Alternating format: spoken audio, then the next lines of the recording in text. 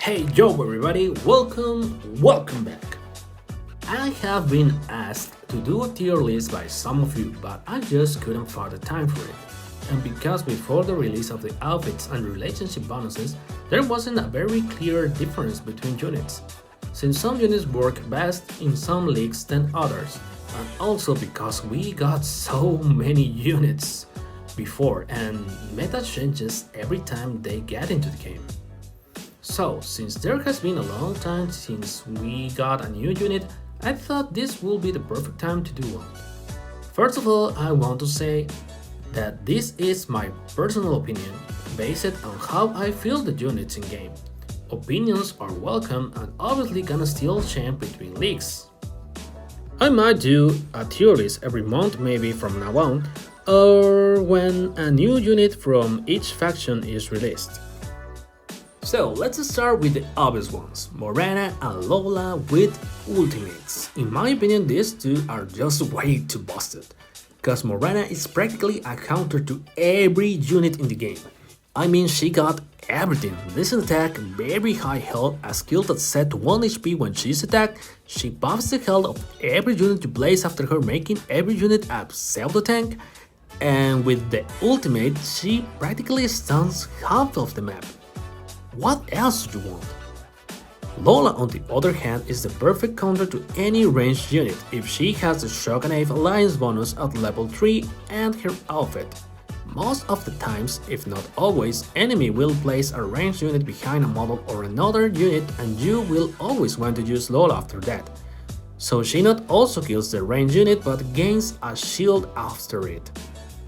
And if you manage to get the shield, you have practically won the match.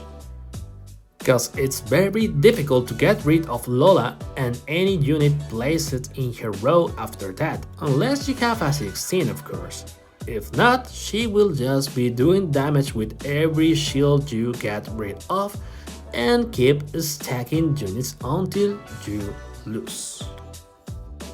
Kitty with ultimate paired with Lola are one of the most annoying combos we have up to date. You really need to get rid of her as soon as possible, or you will just get the field full of shields and all your units missing their attacks. She also works by herself in any comp even if she got nerfed a bit a while ago. Now let's talk about the meta tier. These units can all work in every comp by themselves. Asha, with or without her ultimate, is so strong that any unit besides immune units will be completely nullified, since she will reduce their attack to 0 every turn and reduces the other alliance attack by a decent amount. She isn't in the god tier just because Morana is her direct counter. You really don't need her ultimate ability or have her in a poison comp in order to win matches with her. The more turns she is alive, the more attack she will get, so you can really ignore her and you will be forced to play a unit in front of her every time. Next we have Bea. Same as Asha, you don't really need her ultimate to play her. With the release of Reborn 7 and with Wanda's commander, she can melt you down in one turn without you being able to do anything. And she can excel in every comp even by herself. Has a lot of survivability with agility and a very high HP, and she can even survive to 16's ultimate in most of the cases. 16 with ultimate melts down almost every ranged unit when they are alone on the field, and even if there are 2 or 3 ranged units and also some melee units on the field, with her other damage skills, she can practically clear the whole map by herself, and with every turn she survives, she becomes deadlier. Morana without her ultimate is also very viable in any comp, since her kit of abilities are just too busted. Corbin. A nightmare for many people. I believe all of us have experienced it, to die in 2 or 3 turns when he is placed behind a tank. Even in low leagues, he is still very powerful and you must get rid of him as soon as you can. Otherwise, he will just refresh the health of the tank in his line fully. Ginny, with her recent buff, she has become a very annoying unit to deal with, especially because of her turret. She's not only a strong tank that heals you whenever she's attacked, but can clear the map very easily with her AoE ability. Pair her with Corbin since at least Genie or the turret will survive to make damage with Corbin damage ability, or with Bea especially, cause you will get a free win if all requirements are met, cause Bea will help dealing with the remaining health enemies have after the AoE hit of Genie, and not only make damage with Bea's ability but because of the turret's damage ability. Belle, she is just the best healer in game. She can be a lifesaver in many situations, especially if she is placed after Morana. She will practically full heal you every turn. Add to that the buff she applies to the enemy units. She also goes pretty well with any multi-attack source, since she will double down all her abilities. Strong picks. Regina with ultimate has a lot of survivability because of her being immune and she restoring your HP and herself with every attack she makes, making her one of the best tanks in Lyssa. Nicole with ultimate can do a lot of damage in the first turn she is placed or when you have some units on your field, especially because of her after attack damage ability. If she is protected well, she can not only stun the line she is in, but also kill your enemy units slowly if they attack your commander. Bloom, with her recent rework, is a very useful unit against some ranged units like Salma or Orin, and if she is placed when your opponent has a lot of units on the field, she will do a lot of damage to the next units they dare to use. Her abilities are just a fireworks show. Orin with ultimate has replaced Florence as the best suppressed unit up to date, since she can not only buff the attack and health of your units but also reduce to one attack all infected enemy units, making her also the replacement for Salma. Victoria, with or without her ultimate, is become a very strong tank and one of the best utility units thanks to her multi-attack schemes. Mitsuki with ultimate has become kind of difficult to deal with, thanks to the resistance she gives to her copies. In combat with Salma, she can do a very high damage to your opponent. If you are lucky that she deploys 3 copies of her, of course. That's if they survive also. But honestly, that's too many ifs. And if it doesn't work or if they get their attack reduced by Asha or Belt, for example, you will just lose a whole row for nothing. Lucretia is still a very useful pick even with her nerf. Omega with ultimate is very annoying, since in almost all the scenarios she will survive at least 2 turns, stunning the line she is in and adding health to the enemy commander besides that she has a really high attack. Hilda with ultimate is a very strong pick now, since she can cleanse all the units around her including herself every time her shield breaks. Besides, she still has the highest pierce damage ability in Lyssa and can deal with almost every ranged unit behind another unit even if her attack is reduced to 1. Nicole, without her ultimate, is still a very strong damage dealer if she is protected well. Kitty without her ultimate is also a very strong utility unit because of her barriers and buffs and debuffs abilities. Lola without her ultimate is still useful to deal with ranged units, but she has less survivability without her outfit. Florence is still a good healer, but the nerfs she receives in my opinion makes her to be lower in the tier list. Yumiko, with her recent rework, has become a strong tank with the ability to cleanse the buffs before your units attack, and also can heal them a bit.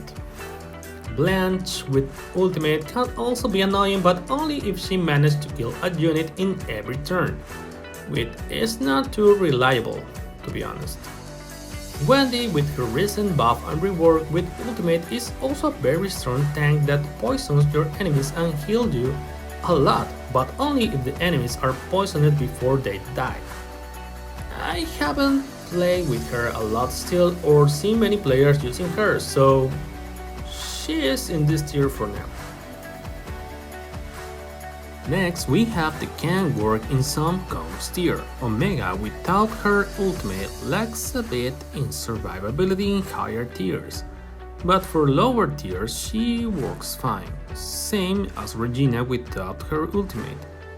She not being able to restore her own HP makes her a bit more easy to kill than when she has her ultimate at higher tiers. But again, in low tiers she works fine. Nymeria with or without her ultimate needs more testing, but in a tank comp with poison, she works pretty well. As for her ultimate, you really need to be careful when to use it. Besides that, if you combo her with Corbin, you can do a pretty high damage cost of her HP going very high easily if there are enough enemies on the field, but you can counter her in many ways, so it's not that broken as we originally thought with her rework. 16 without ultimate can work in some comps if she is protected, in an AoE damage comp for example. Sama with her nerf and the buff to Commander's health we got in one of the previous patches isn't as good as before since you can win anymore in 2 turns with her. But in some comps, she being placed at the right time can still perform decently. Mitsuki without her ultimate just lacks of survivability and it's too easy to deal with. Having Beck on the field with Bea in most of the teams right now is just not a good idea. More minions equals more infection targets. Sky is getting more popular nowadays and some people I know loves to play with her. Her electrical damage is very helpful and she can heal decently.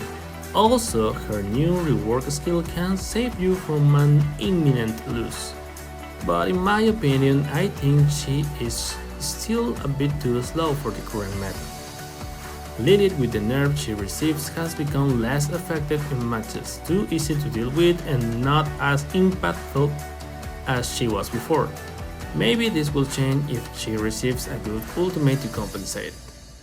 Rose is just another high attack buffer. If you combo her with Natasha can deal a very good damage to your opponent, but it's a combo that you might only use in one of every 7 matches. Since she is not a direct counter to anyone, she is in this tier. Sharon can also excel very good at lower tiers, but in higher tiers she can be one-shotted by other meta units very easily. Ivy nice damage to the commander and works well in a poison comp but lacks of survivability. Same as Orin without her ultimate, nice damage, nice utility, but lacks of survivability a bit. Raze with or without her ultimate is so squishy that